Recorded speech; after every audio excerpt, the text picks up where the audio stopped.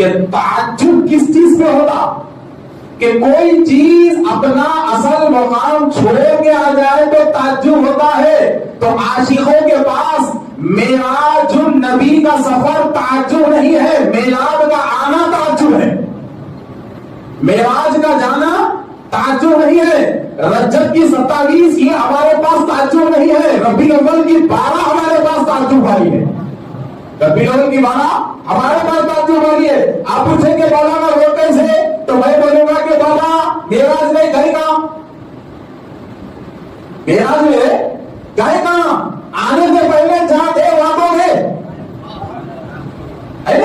मेराज में गए कहां, आने से पहले जहां थे वहीं गए। वो आसमान उनके लिए नया नहीं था, वो जन्नत उनके लिए नई नहीं थी, वो सिला उनके लिए नया नहीं था, वो बैतुल मामूर उनके लिए नया नहीं था, वो लामका उनके लिए नया नहीं था, वो अरफत उनके लिए नया नहीं था, वो हिजाबात उनके लिए नए नहीं थे, बल्कि आगे जैसे पहले जहां थे वही तो थे।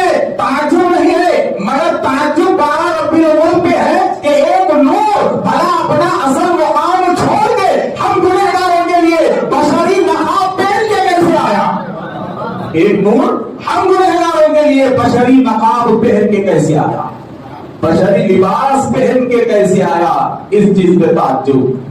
तो मेराज आशिकों के लिए ताज्जुब की बात है। बोलो बोलो जी, अरे जरा बोलो, ने तब्दील खत्म कर देना पड़ा। बोलो है, आज खाली बोलते रहे ना, ये जुम्मा ने होता कांटा नीचे उतरते, अब मैं देखो कितने कांटे नीचे उतरते, समझे। तो अब जरा देखो कि है ताज्जुब नहीं है ना।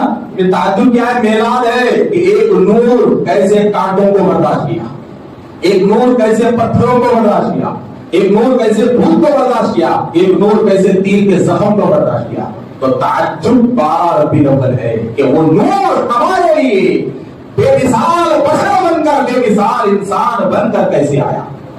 अच्छा चलो आगे आगे जाएंगे।